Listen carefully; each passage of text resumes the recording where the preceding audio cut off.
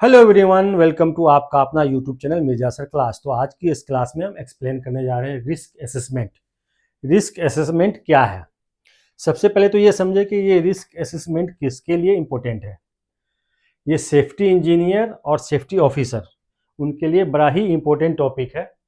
Safety engineer और safety officer जो किसी प्लांट में, किसी कंस्ट्रक्शन की कंपनी में, किसी फैक्ट्री में जो सेफ्टी इंजीनियर होता है या सेफ्टी ऑफिसर होता है, उसके लिए बड़ी ही इंपॉर्टेंट टॉपिक है ये क्या, रिस्क असेसमेंट। रिस्क असेसमेंट अब समझते हैं कि रिस्क असेसमेंट है क्या। रिस्क मतलब क्या होता है? जोखिम। असेसमेंट मीन्स आकलन, जोखिम का आकलन करना, इसी को हम कहते हैं रिस्क असेसमेंट। इसको हिंदी में ऐसे समझो कि किसी काम को करने में हमें कितना जोखिम है, सबसे पहले उसको आइडेंटिफाई करना। किसी काम को करने में कितना जोखिम, कितना खतरा है, उस खतरे को पहचानना, फिर उस खतरे को एनालाइज करना कि उससे हमें कितना नुकसान हो सकता है। पहले खतरे को पहचानना है, किसी काम को करने में क्या क्या खतरा आ सकता है, क्या क्या जोखिम हो सकते हैं, उसको पहचानना। फिर उस खतरे की वजह से हमें कितना नुकसान हो सकता है, उसको एनालाइज करना। देन उस खतरे को मिनिमाइज करना, उसके लॉसेस को मिनिमाइज करना। इस सारे प्रोसेस को, इस सारे आकलन को हम क्या कहते हैं? Risk assessment. क्लियर? समझ में आ गई बात? रिस्क असेसमेंट क्या है? किसी काम को करने में हमें कितना खतरा हो सकता है, उस खतरे को पहचानना, उस खतरे की वजह से हमें कितना नुकसान होगा, उस नुकसान को मिनिमाइज करना, उसको कैलकुलेट करना कि कितना खतरा हो सकता है, फिर उस खतरे को मिनिमाइज करना। इन सारे प्रोसेस को हम कहते हैं रिस्क असेसमेंट। इसको इंग्लिश में ऐसे आप डिफाइन कर सकते हैं, risk assessment is the systematic process of identifying hazard. Hazard means खतरा। Risk assessment is the systematic process of identifying hazard, खतरे को पहचानना, इवेल्युएटिंग द रिस्क, रिस्क को एनालाइज करना कि कितना नुकसान हो सकता है हमें, then implement control measure to reduce the risk to an acceptable level।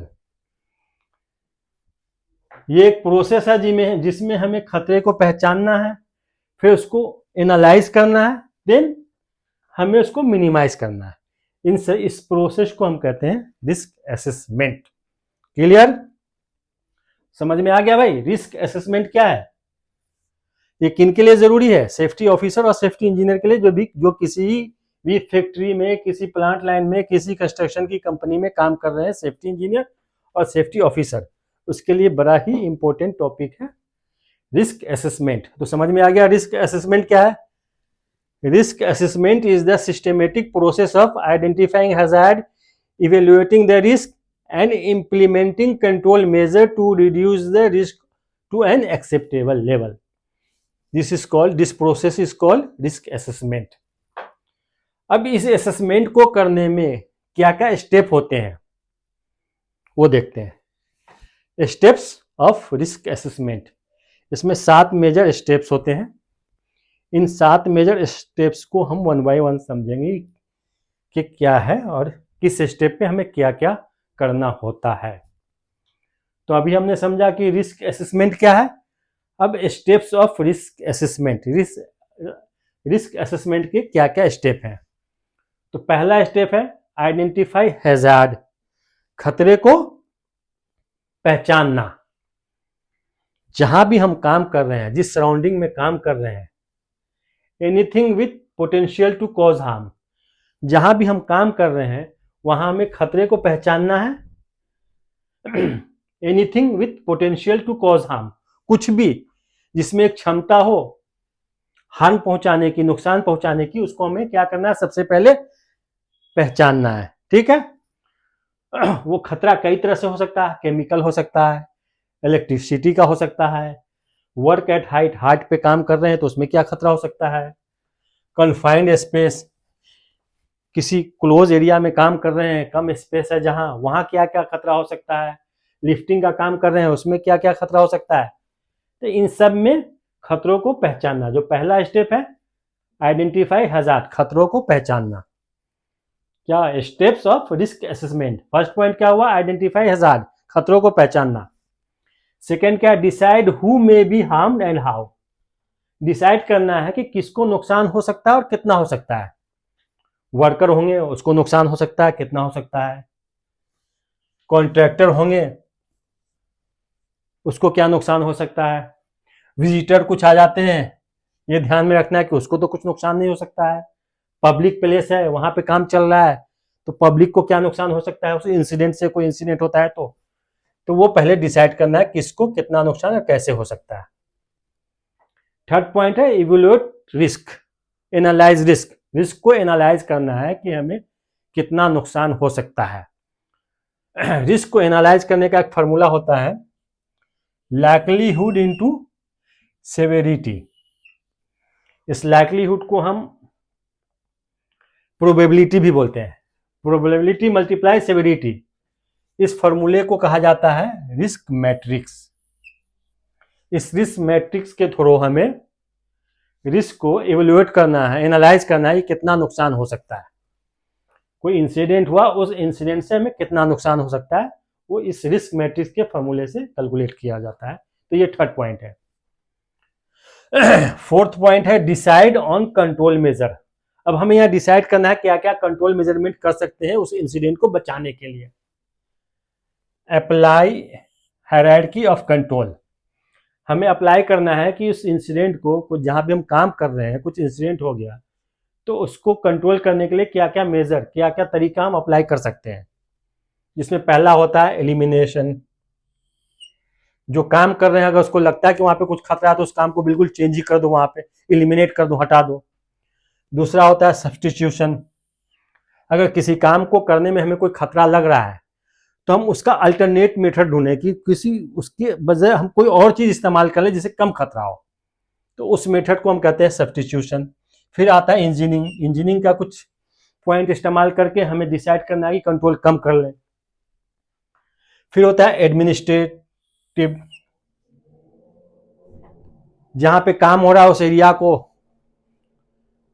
बिल्कुल मेंटेन रखना प्रॉपर, या फिर जो वर्कर वहां पे काम कर रहे हैं उसको ट्रेनिंग देना, ट्रेंड वर्कर रखना ताकि वहां पे इंसिडेंट कम हो।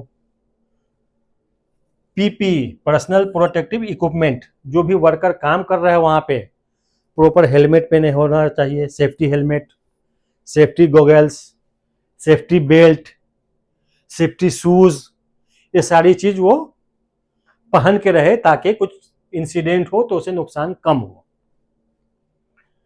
फिर हमें क्या है फिफ्थ पॉइंट में इंप्लीमेंट द कंट्रोल, जो भी हमने कंट्रोल मेजर यहां डिसाइड किया उसको इंप्लीमेंट करना।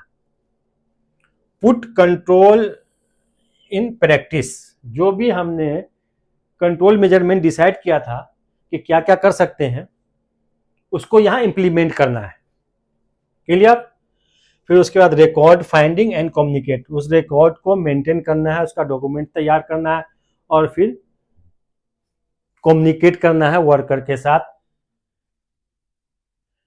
Documents and brief worker, documents तैयार करना, वर्कर को ब्रीफ करना, टूल बॉक्स टॉक करना उसके साथ, पीटीडब्ल्यू कंडीशन वगैरह को चेक करना। तो ये सब रिकॉर्ड फाइंडिंग एंड कम्युनिकेट में आ जाता है। देन लास्ट है रिव्यू एंड अपडेट, जो भी आपने असेसमेंट किया उसको एक बार फिर से रिव्यू करना। रिव्यू करने के बाद अगर उस असेसमेंट में आपको लग रहा है कि कोई चीज चेंजिंग की जरूरत है, प्लान में कुछ चेंज हो रहा है, तो फिर उसको अपडेट करना। ठीक है, तो ये लास्ट पॉइंट था रिव्यू एंड अपडेट। अगर कोई इंसिडेंट हो जाता है तो फिर जो काम का प्रोसेस है उसको चेंज करना, फिर उसको अपडेट करना। तो ये 7 पॉइंट है steps of risk assessment. Risk assessment को के क्या क्या स्टेप है, तो ये 7 स्टेप है। तो आपने यहाँ 2 चीज समझा, व्हाट इज रिस्क असेसमेंट, इसकी डिफिनेशन हो गई। Risk assessment is the systematic process of identifying hazard, evaluating the risk and implementing control measure to reduce the risk to an acceptable level. Steps of risk assessment, पहला क्या है, identify hazard, खतरों को पहचानना। Second, decide who में B harm and how, किसको कितना खतरा हो सकता है। इवेल्युएट द रिस्क, रिस्क को इवेल्युएट करना है कितना नुकसान होगा।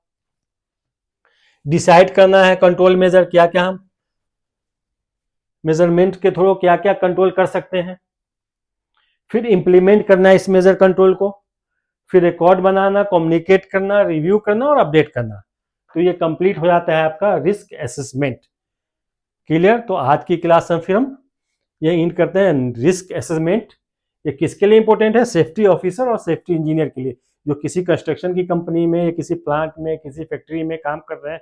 वहाँ एक सेफ्टी डिपार्टमेंट होता है, उसमें वहाँ सेफ्टी ऑफिसर होता है या सेफ्टी इंजीनियर होता है।